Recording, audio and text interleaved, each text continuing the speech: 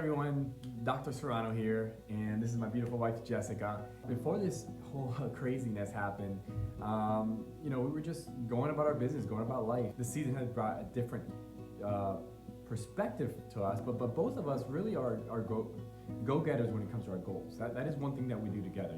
We set goals, we go after that, and that was before. Now, looking at the season, it's shifted my perspective a bit, meaning that yes, we can go after goals, yes, we go after these things that are on our hearts, but at the same time, I think we're sold as Americans this idea that you just go, and this season has brought a perspective to my life about, yeah, we can go after these goals, but at the same time, we have to remember God's still in control. Being okay with that, being at peace with that, I think that's what the season's brought me. It's bringing this peace that yes, there's these goals that we want to go after, and we might not be hitting those goals, going after those things now, and that's okay. And what does God want from us during this season? What does He want from us next season, whatever that season brings? I guess after this season, I'm definitely at a more solemn, contemplative place, and just how I've viewed this whole thing, it's like everything has changed, but nothing has changed, because I truly believe that how we entered this is who we still are. And you don't see a lot of people that said, oh, after COVID, I'm a totally different person. I think it's kind of the opposite if we're really honest with ourselves. If we entered this season already being an anxious person, it's heightened our anxiety. So I've really thought a lot and reflected a lot, and the verse and the word that keeps coming to mind is this whole idea of refinement. And God uses it in tons of places throughout the Bible, and I've been looking at what does refinement really mean. And you think about the silver and the gold and the process it goes to where it's heated, or there's this trial, this thing that happens, and it removes the other metals, so it's more of that pure substance. And what it talks about it is when you refine the silver and it comes out more pure, the chemical makeup of the silver doesn't change. It's the exact same as it was before, but it's this removing of other things. And I feel like this whole COVID season for me has removed a lot of layers. It's removed the busyness, it's removed the consumerism, and I think that's been a really good thing for me. And it's brought just a lot of things to light. And I run a school called Ignite Academy, and as an educator, it's the same thing. It's like a lot of us are looking around at our school system right now saying, what is going on? This thing is broken. And the real fact is that it was broken before, and now in this season we're seeing it all just brought to the light. And whether that's with our school or institutions or our work or our families, unfortunately there's more divorces than ever. And it's kind of like, as a couple, how you entered this season, COVID brought that to light. Like, it either made you stronger as a couple, or I really feel like it shed off some layers, and you had to really look at what was left, what was essential. But that's really what I've just been working through, and in all of that, I think I found a lot of joy in the simplicity of life. Just getting back to the bare bones and being okay with that. And those are the things, like this whole No Turning Back series, there really is no turning back, because now that those are off, that refinement process isn't ending. Like, I think God still has somewhere for us to go in that purification. So going forward for us, that is what we want to hold on to. Even now, I can see how easily things can start creeping back in that pull us back. Honestly, that's the last thing that we want. We want that refinement, and that's something we'll deal with for the rest of our lives until we're in heaven. So see you guys.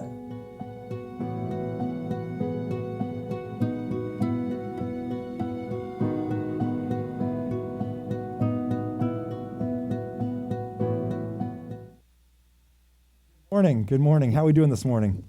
Glad you're here, and glad you made it this morning to be with us. Again, if you're online, glad you've joined us as well.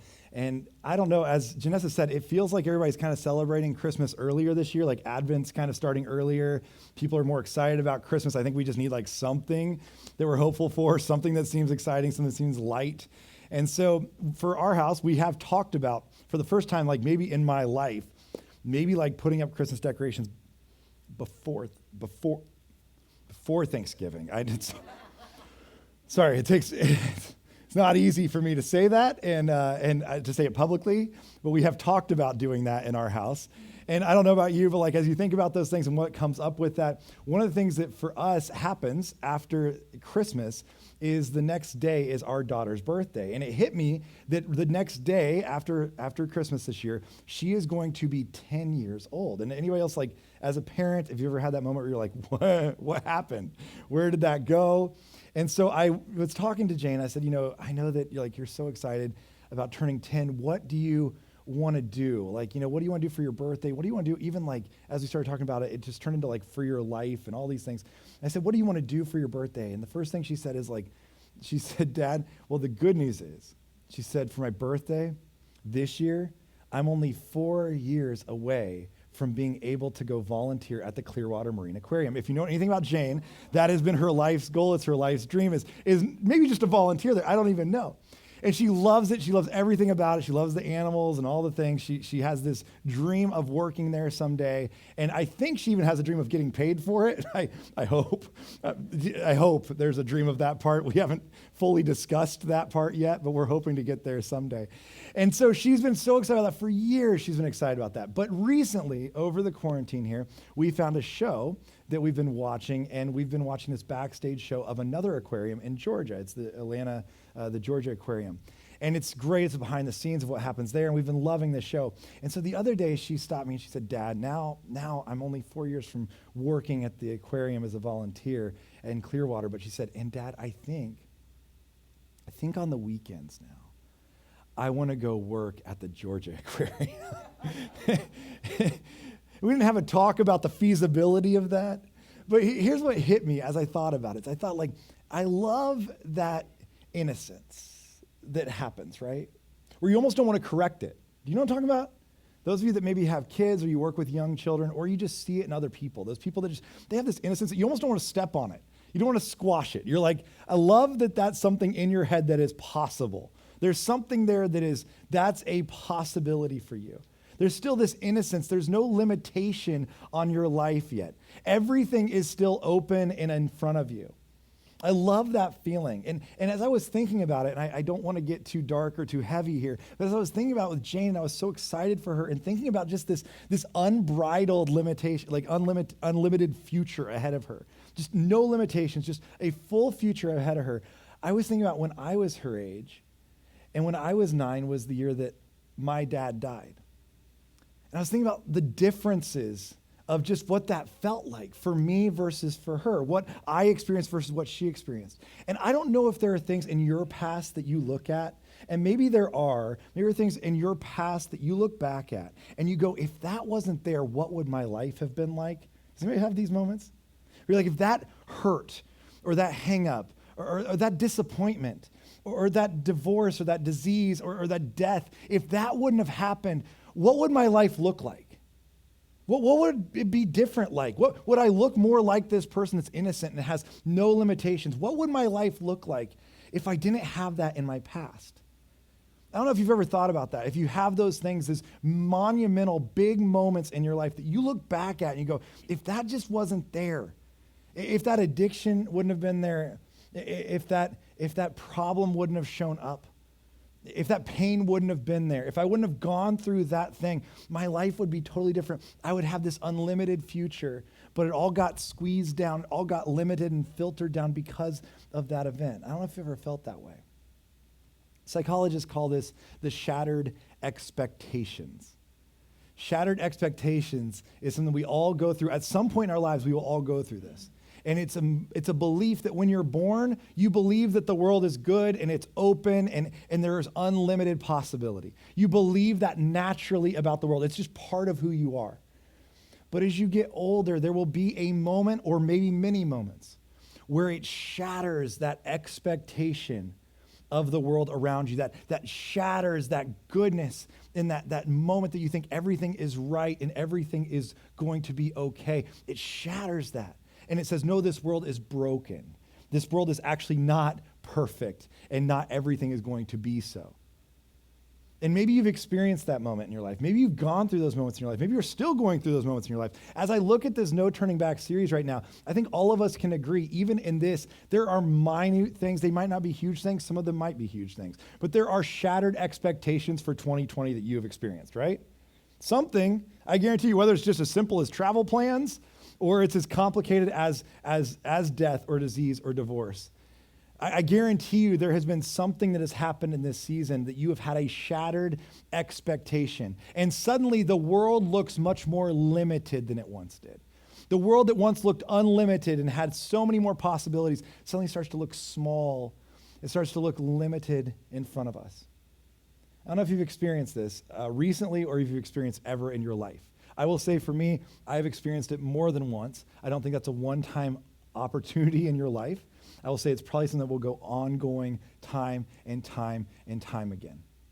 And today what I want to look at, what I want us to spend a few minutes on, is this idea of no turning back, and a moment where Jesus takes that limitation and he liberates that limitation. And he opens up a world of possibility once again. He opens up an unlimited future regardless of our past.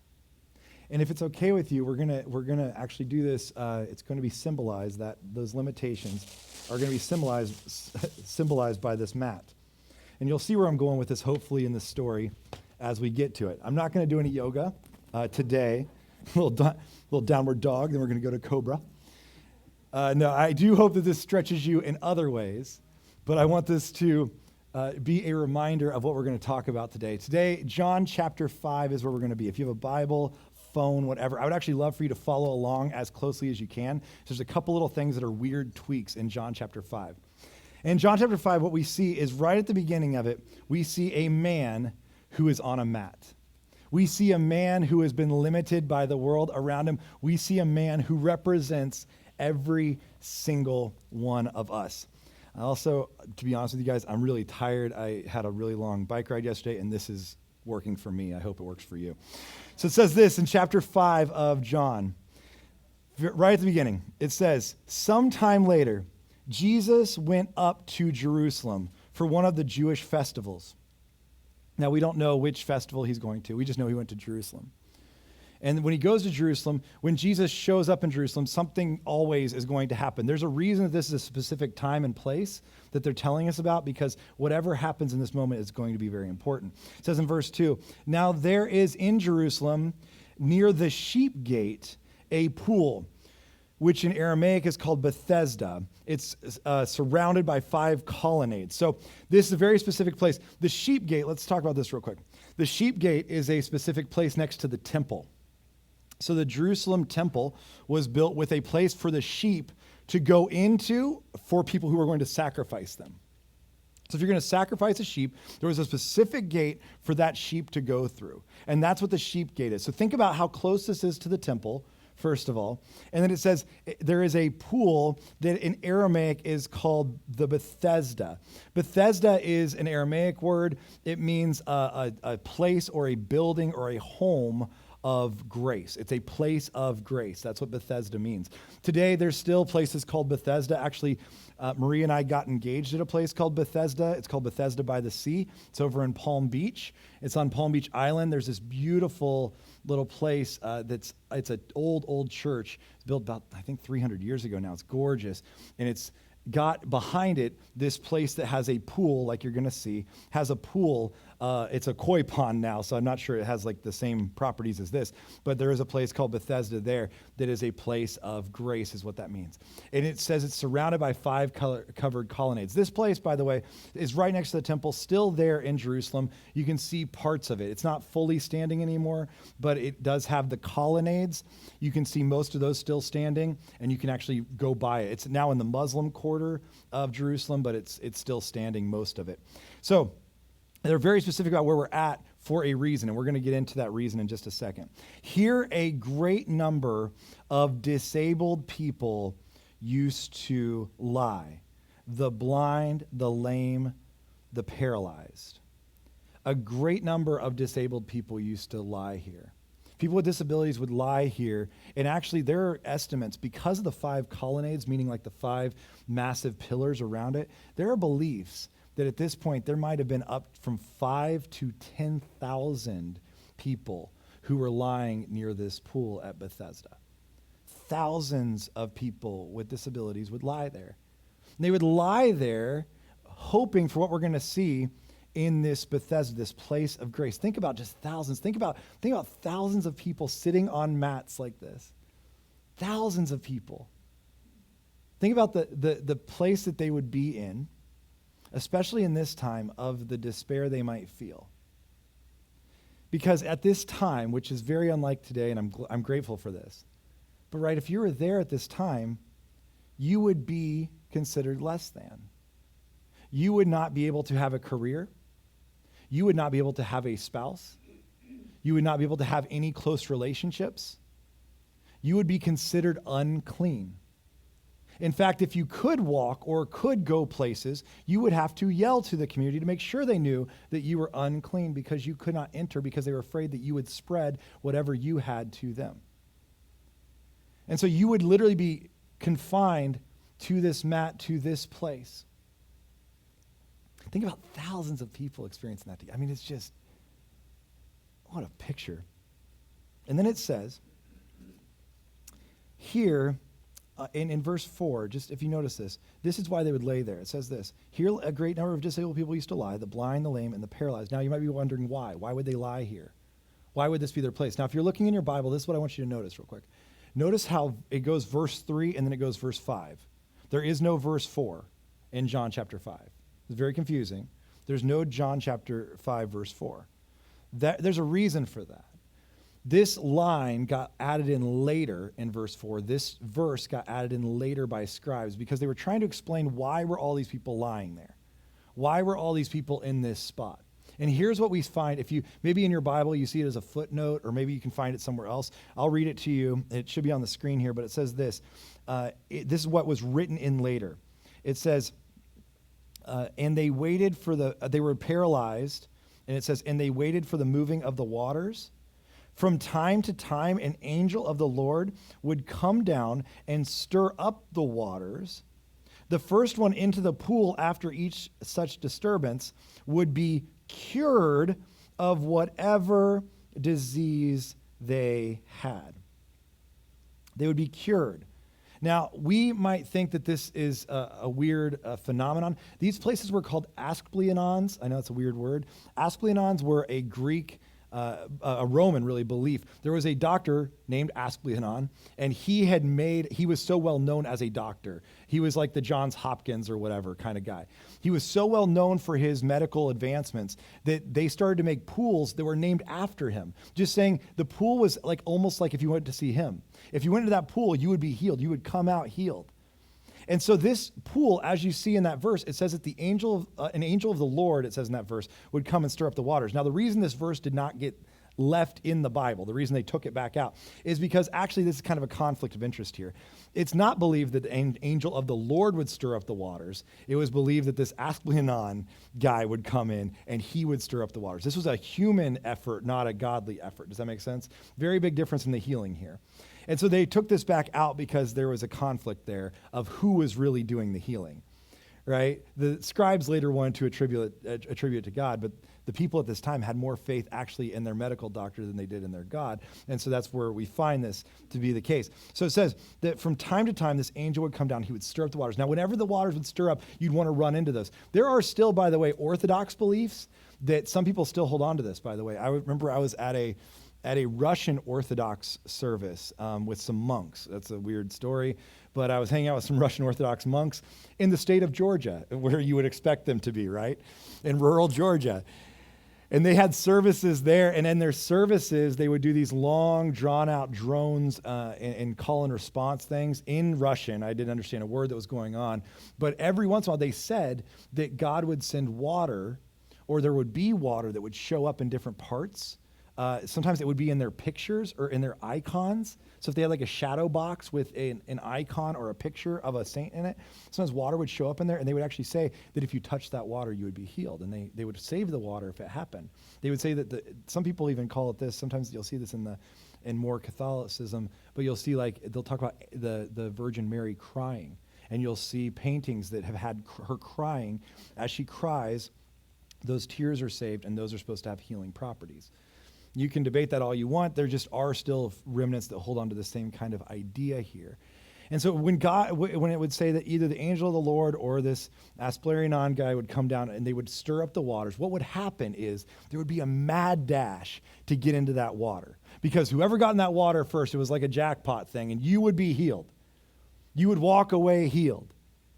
And can you imagine if you're sitting there in this colony of thousands of people, what that rush would look like, what it would feel like to try to get down there. And you're just sitting there watching the water all day, hoping that that water would start moving. And the moment it started moving, your job was to get you friends that could move you down there, or your job was to start running as fast as you could to that and tackle people and knock people over, whatever you had to do to get into that water. That was your goal. And all day, you would just sit there putting all your hope in that water.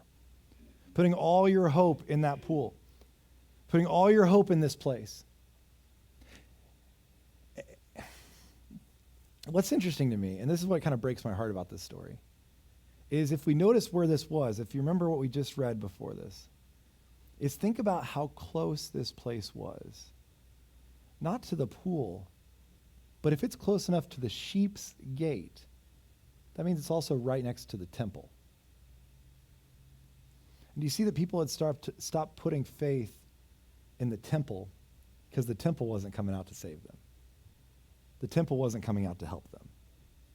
They started putting their faith in the water because that would help them. That would save them. And you could blame it on their humanist views of that God will save us if we go to the water. You could blame it on their humanist views of like, this is what will happen as a Roman doctor will heal me. Or you could say it's the temple's fault for not reaching out to those people and staying within their walls.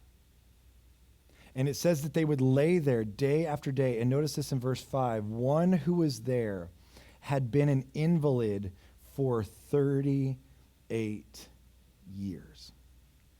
Again, the term that they would use was invalid for people like this. Invalid, I know it sounds terrible in our language, and it is. It's not the way to view somebody with a disability. But in this time, they were an invalid to their society. Again, everything that they had fallen apart. Like they have no career, they have no financial future, they have no friends, they cannot have any relationships, they have no spouses, no children, nothing to go with this. They are completely consumed by the thing that has them there, the disability that has them there. And I just wonder for 38 years what that feels like. I'm pretty sure I just turned 38. Is that right? Or 37? I'm 38. And that would be my entire life. My entire life seated at this. I mean, it's a long time. I'm 37. I'm 37, guys. I'm only 37. So it'd be like me plus a year because I'm super young. I got so much time ahead of me. Think about that, how long that would feel to be seated there, to be thinking about that day after day. Wouldn't you think about all the things that you've lost? Wouldn't you think about all the limitations that your life has?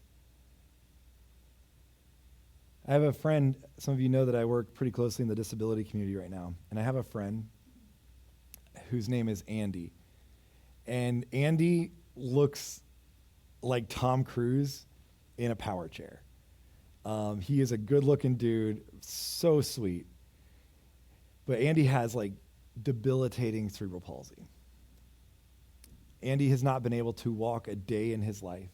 His mind functions 100%. He can think through anything. He understands everything going on around him, yet his body cannot keep up. And so Andy got really focused on his limitations, and he started to get very depressed, as you would.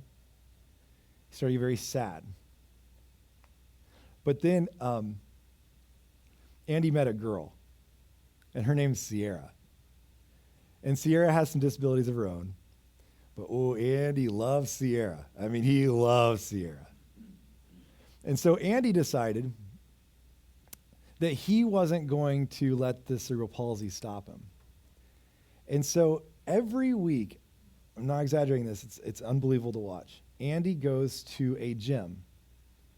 And they take Andy out of his chair, and they hook him up to a harness, and a whole system around his chest and around his legs, almost like if you were going bungee jumping or you were going rock climbing, like that kind of harness.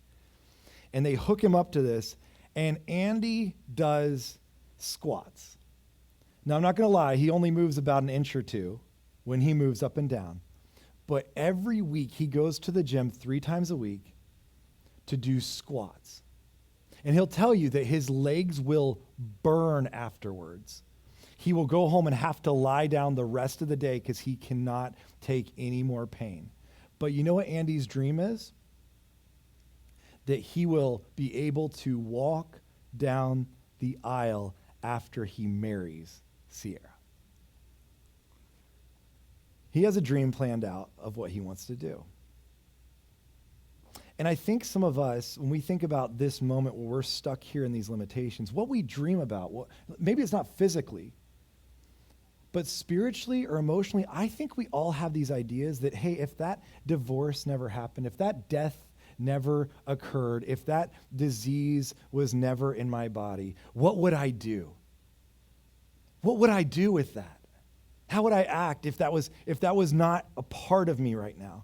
If I couldn't have any limitations, I think some of us think we would be so different and we would move so differently through the world because those limitations aren't there anymore. And I think we think that. I think we think that. But I think if we're honest with ourselves, that might not be true. Hear me out on this. I think there are times where the abuse we may have suffered before, or the afflictions that we carry with us, or the addictions that we hold on to, or the things that have affected us from our past, I think sometimes we hold on to them on purpose. I think sometimes it makes us angry, like there's an anger within us, and we actually like to thrive off the anger.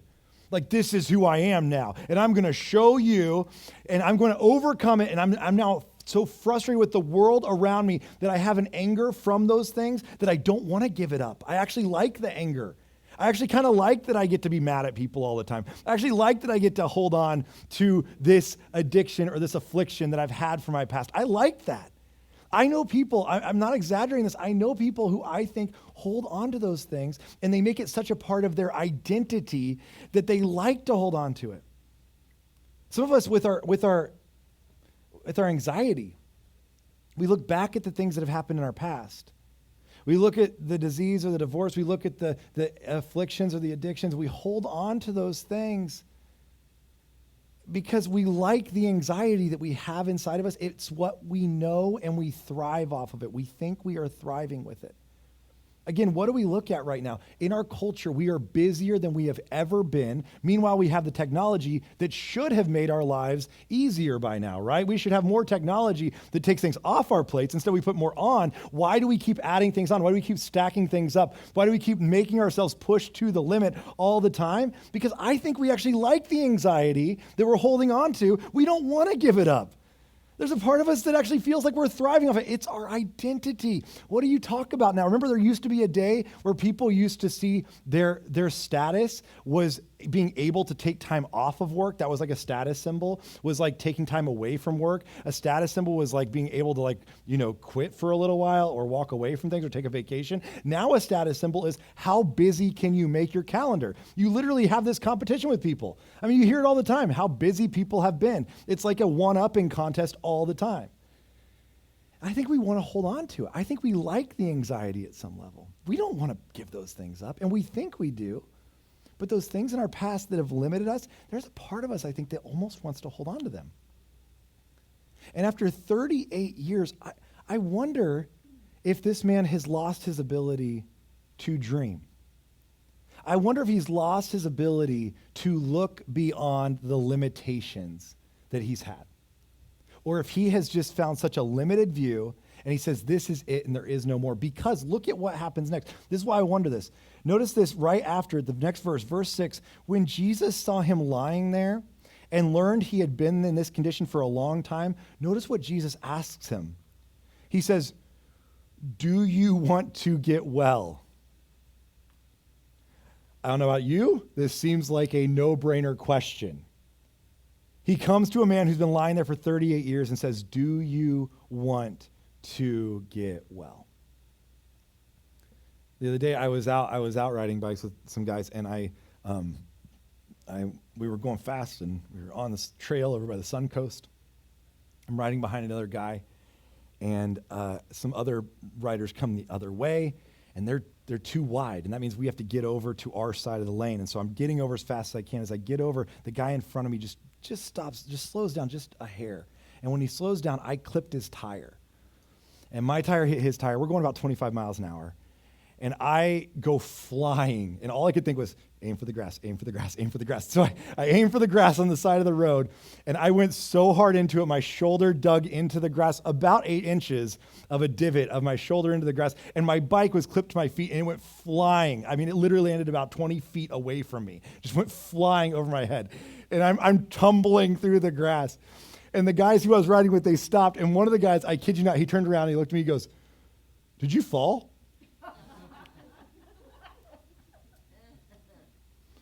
Nope. I just laid down over here. I just thought this looked like a good spot to cuddle up here in the grass and take a quick nap. Yeah, I feel like Jesus' question here is a no-brainer. Do you want to get well? Do you want to get well? But I think that Jesus is asking this for a real reason. He's not just talking about physically. Do you want to get well? I think he's talking about spiritually, even emotionally. Do you actually want a different life, or are you pretty okay with where you've been? Have you become so accustomed to this limited view of life that you're actually saying, I'm fine? And yeah, I want to be healed. I mean, yeah, that'd be nice. That'd be good. And we all say it. We all have the lip service. But when it comes time, are we ready to do it? I mean, friends, I see this all the time with people in our church, outside of our church, who want to have this new life that Jesus offers them. They want this thing, but when it comes time to really say, like, let's put up or shut up, it's like, well, I don't know if I want it that bad. Are you saying, like, I'd have to change things about me? Are you saying things would have to look different than they do now? Are you saying that maybe I would actually have to give up that anger I've been holding on to because I kind of like it, actually? Some of the anxiety I've been carrying, you're saying I would give that over to someone else and I would trust in someone else. I don't know if I'm ready to do that. I kind of like where I'm at. Why else would Jesus ask this question? It's a pretty simple question. And then when the man answers, notice the answer he gives. He actually doesn't say, I want to get well. That's not what he says. He says, "Sir," the invalid replied, "I have no one to help me into the pool when the water is stirred. While I am trying to get in, someone else goes down ahead of me." Do you see what he's doing? He's looking for a lift. He's not looking for new life. He's just looking for a lift. Somebody could just carry me down there. That'd be great. And what Jesus is about to do, Jesus is setting him up for this moment where Jesus is going to perform a miracle. We all know it. We all see it coming. This man does not see it coming. And real quick, before we get into the miracle, what is the point of a miracle? Why does Jesus do miracles? We've done an entire series on this before. Why does Jesus do miracles? It's not so he can do a magic trick. It's not so that he can do something just that looks really cool and walk away. It's not those kind of things. I believe that when Jesus does miracles, what he's doing is he is showing a glimpse of the kingdom of heaven here on earth. He's saying there is a perfection in the future that is the kingdom of heaven, and I know that it's out there someday, and someday your body will be made perfect. That emotional scar will be made right again. I do believe there's a day that the restoration of all things is coming, and I do believe he's seeing that in the future, but what he's saying is this miracle is me bringing that perfect future to your imperfect present. And I'm going to bring that here now. That's the point of the miracles. Is Jesus is showing us the perfection of the heaven that he knows and the perfection of this world the way it was created to be before the shattered expectations, before the brokenness entered into it.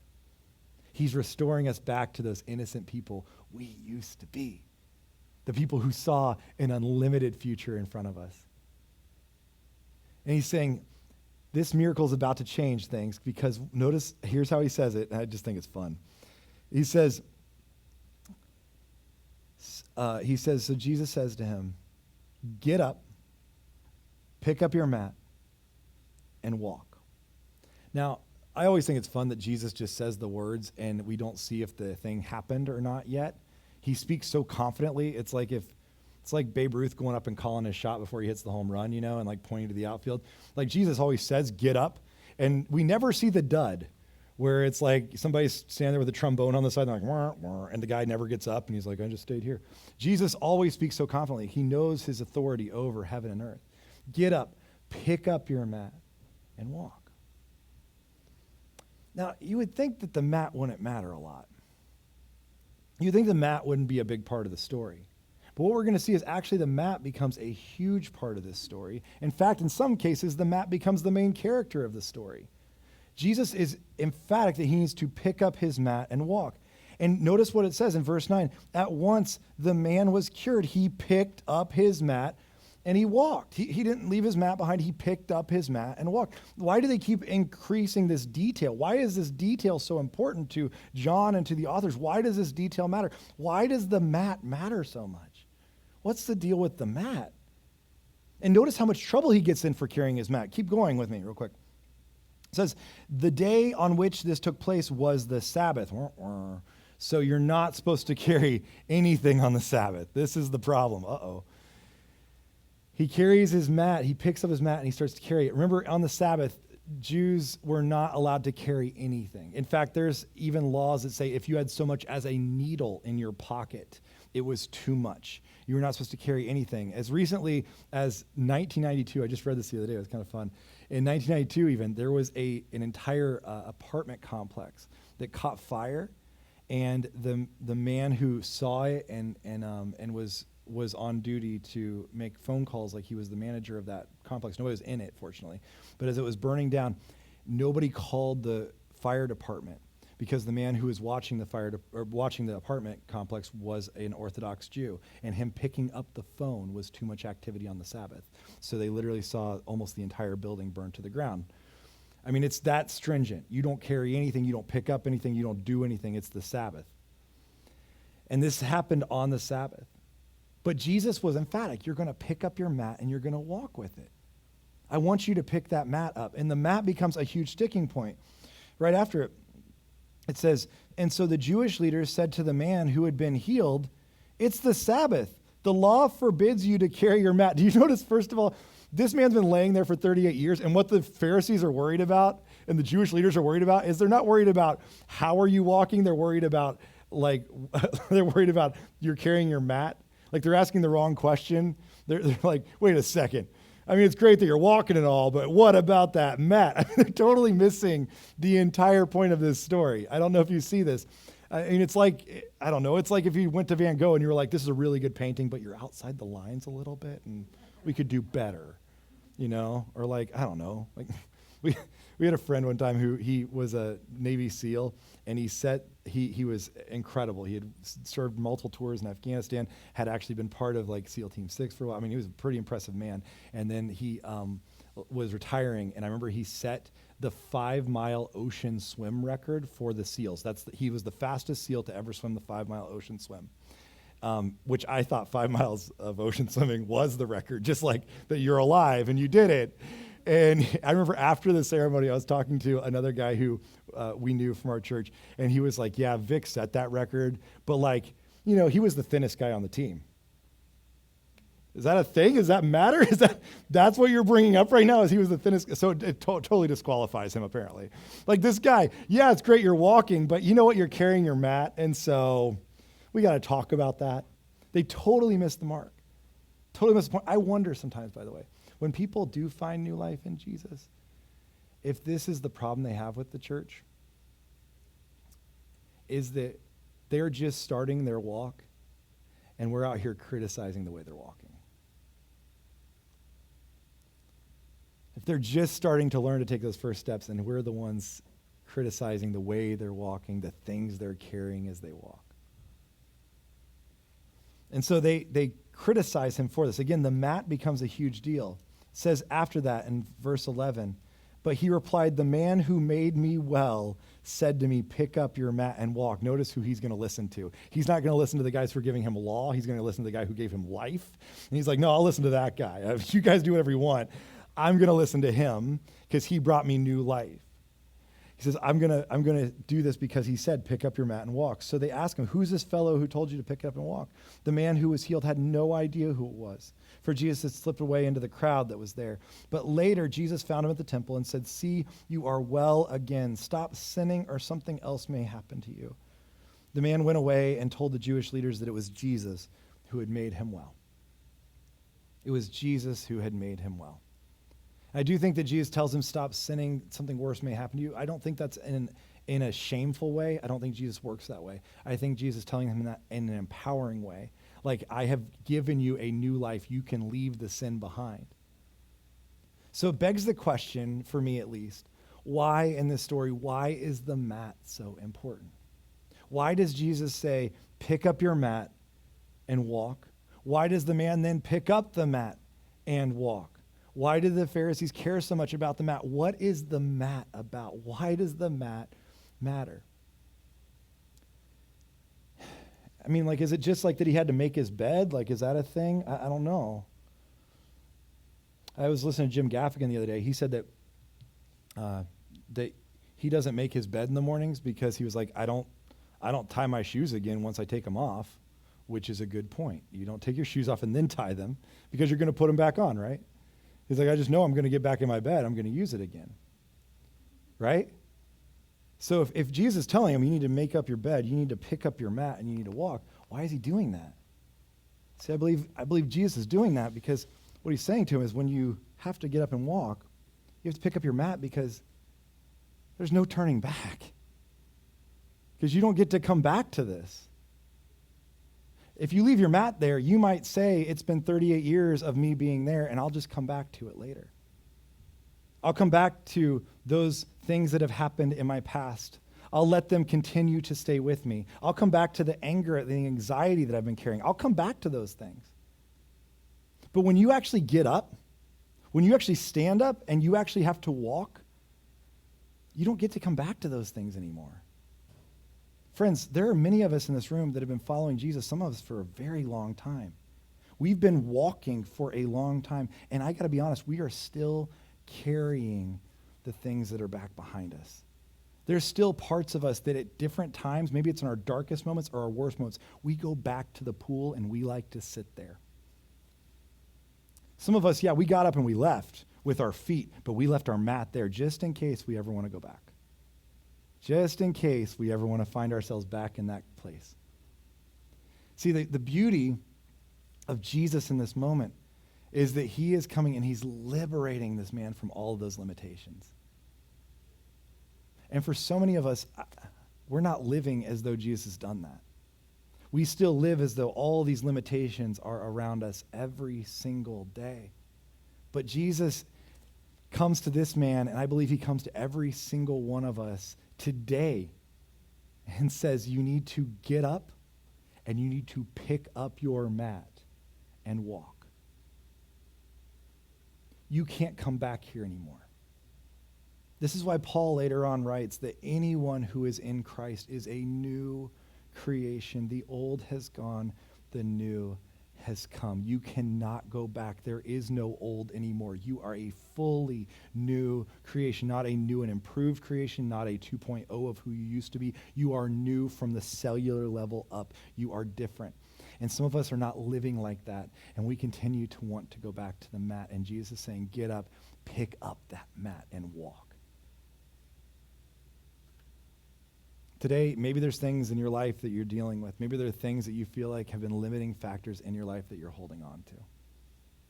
Maybe there's some things that you actually, if you're honest with yourself, you like holding on to them because that you think they make you who you are. They are your identity. When Jesus comes along, he says that he will give you a new identity. The old has gone and the new has come. We are new creations in Christ. That's where our identity is now found. And we have to leave the old things behind. And the great thing about carrying our mat is that there is just no turning back. So today, if there are things like that going on in your life, we're going to sing. I just encourage you to pray at your seat. We will be around after service. I would love to pray with you. I'd love to talk to you about those things. If there are things going on, even if you're online, you're watching this anytime through the week, anyone, you are welcome to email us, send us a quick text, shoot us a message on Facebook, whatever it takes for us to be praying for you and to be aware of those things. We would love to walk with you through those things because we believe that as a community, it's our job to help people walk away and carry their mats. So if you would, let us know about that. We would love to be praying for you and walking with you through those things. If you would, let's stand together before we sing. Jesus, we do thank you for this story. We thank you for your healing power. We thank you that this man is just an example, that he is just one man, and that we tell these stories today because they're not just about one man. They are the story that each one of us should have. The moment that you came and you liberated us from the limitations of our life. The moment that you came and you healed us from the things that were holding us back. The moments that you took the shattered things around us and you restored them through the kingdom of heaven. Jesus, I pray today for all of us, each one of us, that maybe if we're living in the limitations of the shattered earth, that you would restore the fullness of the kingdom of heaven to us. For those of us that are living in the disappointments that have happened in this year, those of us who are afraid of whether it's disease, the divorce, the abuse, the addictions that we've suffered in our past, would you remind us that you have made us new, that you have given us new life, and it's our responsibility now to get up, pick up our mats, and walk. Jesus, I thank you for your love for us and just your extensive grace that just goes beyond all bounds, all understanding, that maybe there's a crowd of people around us that are hurting, but you have chosen us, you have come to us, and that you have spoken to us, and today we would respond to you. We love you so much. We're so grateful for you. We're grateful for your healing, grateful for your touch, and just for your restoration in our lives. Pray be with each one of us today. We love you so much. In Jesus' name, amen.